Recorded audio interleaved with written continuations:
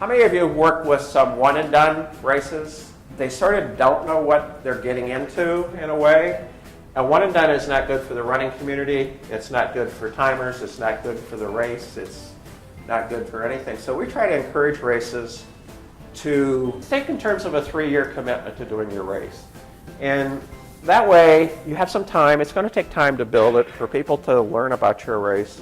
It doesn't happen overnight. One of the great things, and actually Brian mentioned this, race directors should volunteer at other races. So many race directors say, oh yeah, we know what we're doing. We've done other types of events. Well, okay, that's great. So you know something about putting on events, but if you haven't done a running event, go and see what other races are doing. Go to some of our series races, volunteer, be a check-in, work a kiosk, do something, do a water stop to get a feel for how everything is going.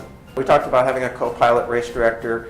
Your primary profit comes from your sponsorship dollars, not from the entry fee dollars. Your entry fee is going to cover your costs, and you should have something left over, but primarily if you're making significant dollars, they're coming from your sponsorship. So you really need to work on doing your sponsorship things.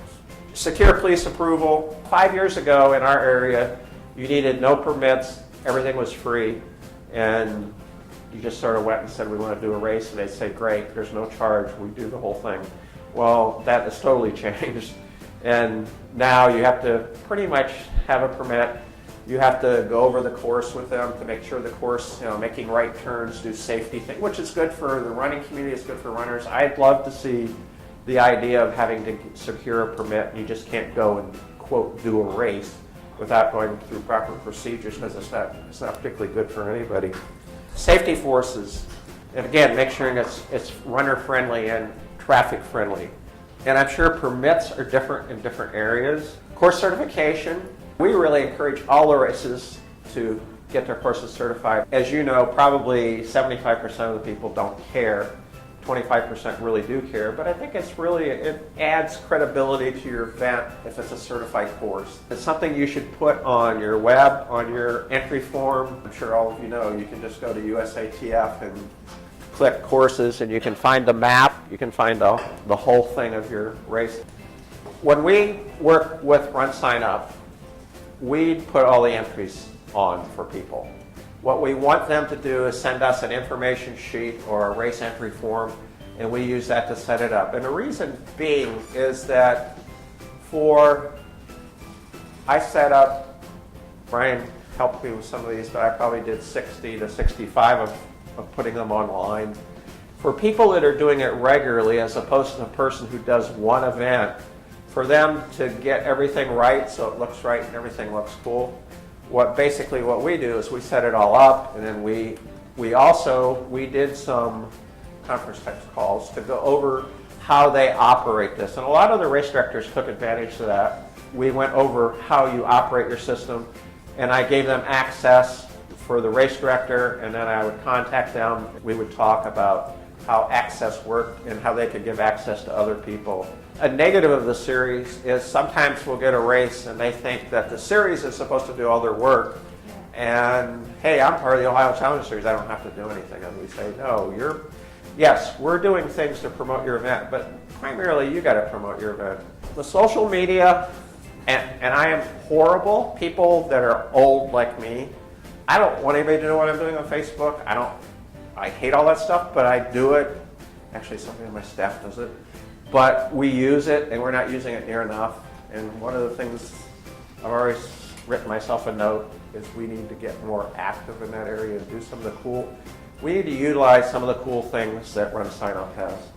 And I'm sort of embarrassed to say this, but I'll say it anyway. I've made every mistake you can make in your life, so what's another one? I'm probably using 25 to 35% of what RunSignUp offers. And I'm supposed to be the guru in my area, and I'm not even utilizing all the cool things you have. T-shirt designs. You need to get stuff to your printer early, and hopefully all of you have a great relationship with a printer in your area. Find a good printer. Find a printer that's fair. Those of you that use RunSignUp's T-shirt thing, I don't think you could ask for any better setup. What we've sold the race directors on the concept, how many shirts do you, and we always say, do you think? We make sure that it's not our decision, it's their decision, because as soon as you make it your decision, they say, you have you ordered too many shirts, you didn't have me order enough. And we say, here's where you are now, this is what you need for sure, and we've got 4 days left, 5 days left. And we can look, if it's a race we've been working with, we can look at last year, and we can see what they did last year, we can see how their numbers compare. But then we take the percentages that RunSignUp generates, and if it's 25% medium, let's say the race director says, I think I'm going to need 200 more shirts.